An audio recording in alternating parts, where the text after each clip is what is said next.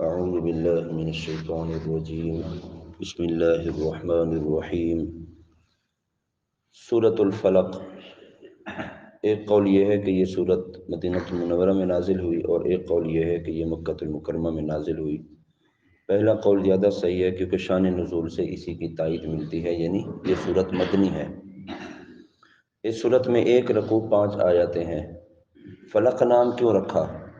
فلق کے کئی معنی ہیں، یہاں اس سے مراد صبح، چونکہ اس سورت کی پہلی آیت میں یہ لفظ موجود ہے، اس مناسبت سے اس کا نام سورہ فلق رکھ دیا گیا۔ احادیث مبارکہ میں سورہ فلق اور سورہ والناس اس کے بہت فضائل بیان ہوئے، یہاں آپ کی خدمت میں 3 فضیلتیں عرض کرتا ہوں۔ حضرت عقبہ بن عامر رضی اللہ تعالیٰ عنہ سے روایت ہے، نبی کریم صلی اللہ علیہ وسلم نے ارشاد فرمایا، کیا تم نے نہیں دیکھا کہ آج رات مجھ پر ایسی آیتیں نازل ہوئیں جن کی مثل نہیں دیکھی گئی؟ وہ 2 آیتیں کیا ہیں؟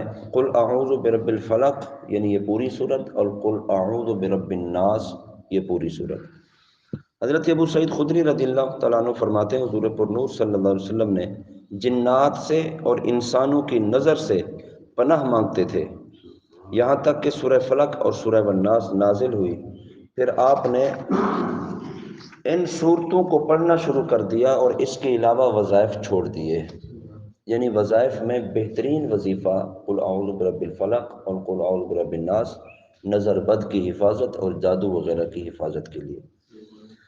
حضرت عابس جوہنی رضی اللہ تعالیٰ عنہ سے روایت ہے، حضور اکرم صلی اللہ علیہ وسلم نے ارشاد فرمایا، میں تمہیں وہ کلمات نہ بتاؤں جو شریر جنات اور نظر بد سے اللہ تعالیٰ کی پناہ طلب کرنے میں سب سے افضل ہیں۔ تو انہوں نے عرض کیا، رسول اللہ کیوں نہیں، آپ ضرور بتائیے۔ ارشاد فرمایا، وہ کلمات یہ دونوں صورتیں ہیں، قل اعوذ برب الفلق اور قل اعوذ برب الناس۔ یہ دونوں صورتیں اس وقت نازل ہوئیں جب لبید بن اسعم یہودی اور اس کی بیٹیوں نے حضور پر نور صلی اللہ علیہ وسلم پر جادو کیا۔ حضور اکرم صلی اللہ علیہ وسلم کے جسم مبارک اور ظاہری اعضاء پر اس جادو کا اثر ہوا، البتہ دل، اعتقاد اور عقل پر کچھ اثر نہ ہوا۔ چند دنوں بعد جبریل امین آئے، انہوں نے عرض کی کہ ایک یہودی نے آپ پر جادو کیا ہے اور جادو کا جو کچھ سامان ہے وہ فلاں کنویں میں ایک پتھر کے نیچے دبایا ہوا ہے۔ رسول اللہ صلی اللہ علیہ وسلم نے حضرت علی مرتضیٰ سے فرمایا کہ علی، اس کنویں سے وہ جادو کا سامان نکال کے لائیے۔ حضرت علی مرتضیٰ نے اس کنویں کا پانی نکالا اور اس پتھر تک پہنچے، اس پتھر کو اٹھایا تو اس کے نیچے وہ سامان رکھا ہوا تھا جس میں حضور اکرم صلی اللہ علیہ وسلم کے وہ منہ مبارک جو کنگھی سے برآمد ہوئے تھے، اور نبی کریم صلی اللہ علیہ وسلم کی کنگھی کے چند دندانے اور ایک ڈورا یا کمان کا چلہ جس میں 11 گرہیں لگی ہوئی تھیں، اور ایک موم کا پتلا تھا جس میں 11 سوئیاں چبھی ہوئی تھیں۔ یہ سب سامان پتھر کے نیچے سے نکالا اور حضور اکرم صلی اللہ علیہ وسلم کی خدمت میں حاضر کیا گیا۔ اللہ تعالیٰ نے یہ دونوں صورتیں نازل فرمائیں، ان دونوں صورتوں میں 11 آیتیں ہیں، سورۃ الفلق میں 5 آیتیں اور سورۃ الناس میں 6 آیتیں ہیں۔ تو ہر ایک آیت کے پڑھنے کے ساتھ ساتھ ایک ایک گرہ کھلتی گئی۔ وہ جو دھاگے پر 11 گرہیں لگی ہوئی تھی، نبی علیہ السلام نے جب تلاوت شروع کی، ایک آیت پڑھی تو ایک گرہ کھل گئی، دوسری پڑھی تو دوسری کھل گئی، تیسری پڑھی تو تیسری کھل گئی، اسی طرح دونوں صورتیں یعنی 11 آیتیں پڑھی تو اس دھاگے سے 11 گرہیں کھل گئیں، اور حضور پر نور صلی اللہ علیہ وسلم بالکل تندرست ہو گئے اور صحت یاب ہو گئے۔ اللہ اکبر۔ ایک مسئلہ ذہن نشین رکھیں، یہ تعویذ بنانا یا عملیات کرنا یہ کفر نہیں ہے،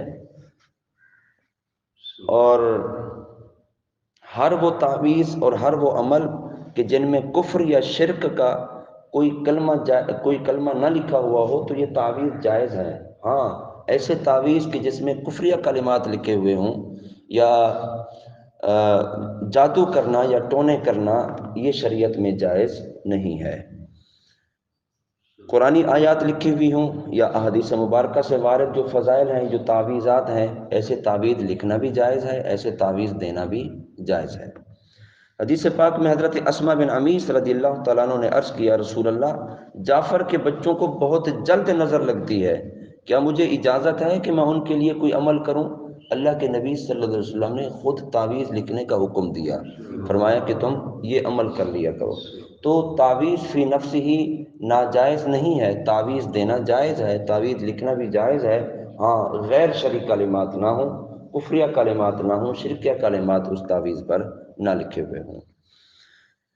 اس صورت اور اس کے شان نزول سے 4 باتیں پتہ چلی ہیں۔ ایک یہ کہ جادو اور اس کی تاثیر حق ہے، جادو کا اثر انسان پر ہوتا ہے اور اس کی تاثیر بھی جادو بھی ہوتا ہے اور جادو کی تاثیر بھی انسان کے اعضاء سے ظاہر ہوتی ہے، اس کا انکار نہیں ہے۔ نبی کریم صلی اللہ علیہ وسلم کے جسم پر جادو کا اثر ہوا تھا، جس طرح تلوار کا اثر ہوتا ہے، نیزے کا اثر ہوتا ہے، تو یہ اثر شان نبوت کے خلاف نہیں ہے۔ تلوار کا لگ جانا یہ نبوت کی شان کے خلاف نہیں ہے، اسی طرح جادو کا اثر ہونا بھی یہ نبوت کی شان کے خلاف نہیں ہے۔ ہاں ایسا اثر نبی علیہ الصلوۃ والسلام کے جسم پر نہیں ہو سکتا کہ جس سے نبوت کے متعلق امور میں خلل آئے، ایسا اثر نہیں ہو سکتا ہے۔ تیسری بات، جادو کو دور کرنے میں سورہ فلق اور سورہ ناس اس کے اندر خصوصی تاثیر موجود ہے۔ جادو ٹونا اور عملیات اور اثرات اور بیماریوں کو ختم کرنے کے لیے قرآن پاک کی صورتیں اور آیتیں ان کو استعمال کیا جا سکتا ہے، جس طرح آپ نے اوپر سماعت فرمایا۔ تو جادو بھی حق ہے، جادو کا اثر بھی ہوتا ہے اور اس کی کاٹ بھی قرآن پاک کے اندر موجود ہے، اگر قرآن کے ذریعے سے، قرآنی آیات کے ذریعے سے کی جائے۔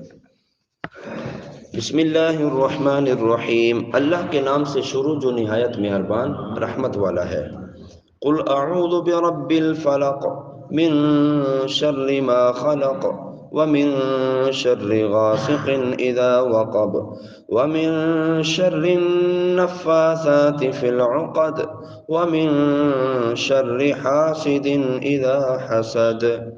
تم فرماؤ میں صبح کے رب کی پناہ لیتا ہوں، اس کی تمام مخلوق کے شر سے اور سخت اندھیری رات کے شر سے جب وہ چھا جائے، اور ان عورتوں کے شر سے جو گروہوں میں پھونکے مارتی ہیں، اور ان حسد کرنے والے کے شر سے جب وہ حسد کرے۔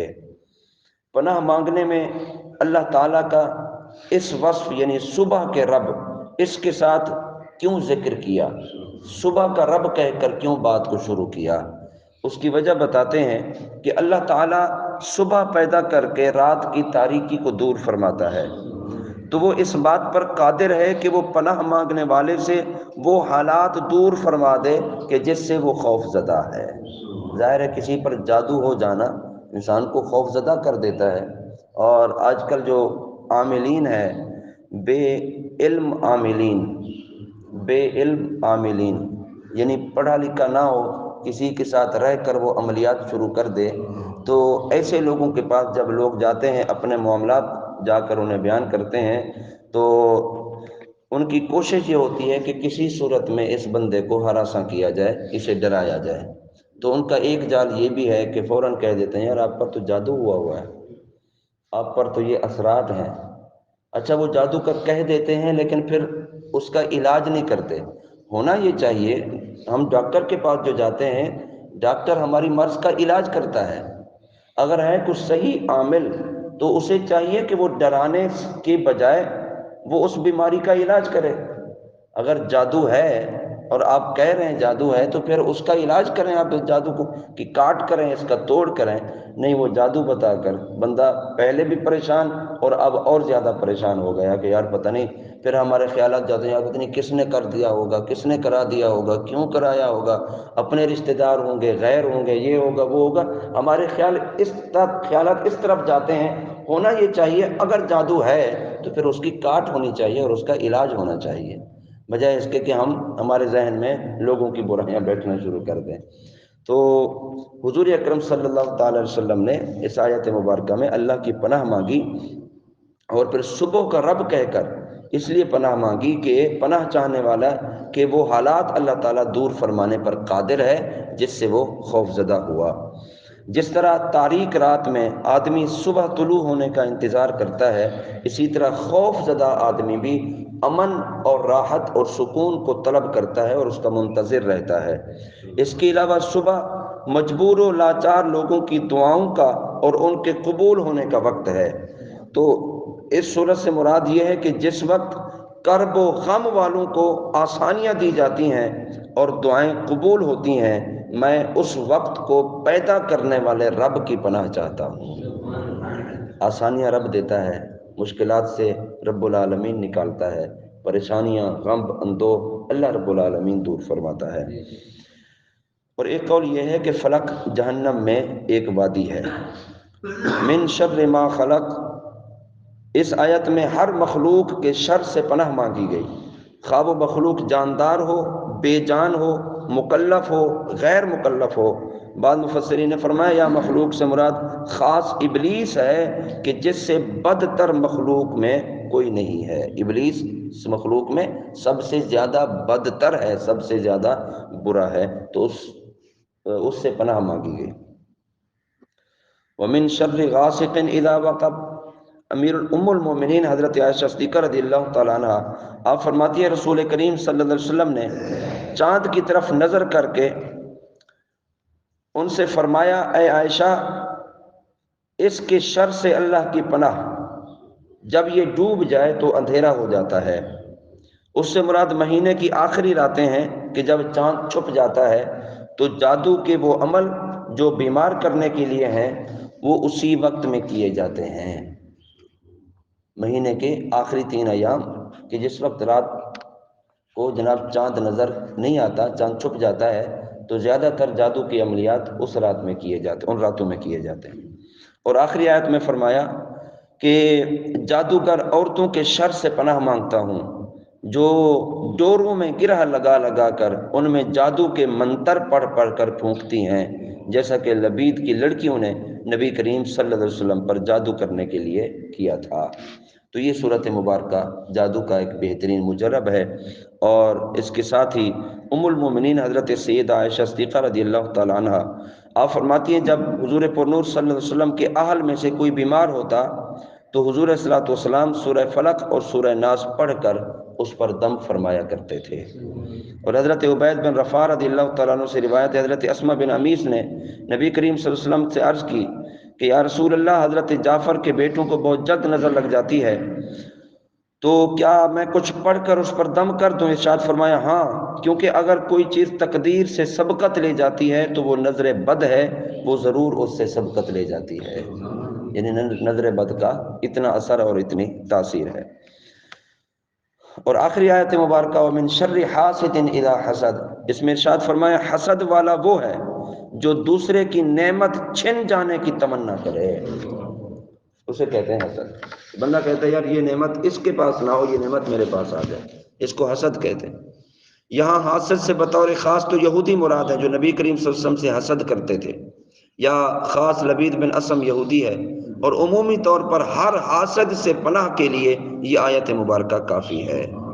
حسد بدترین صفت ہے اور یہی سب سے پہلا گناہ ہے جو آسمان میں ابلیس نے کیا تھا حضرت آدم علیہ السلام کے ساتھ، اور زمین میں قابیل نے اپنے بھائی حابیل کے ساتھ حسد کیا تھا۔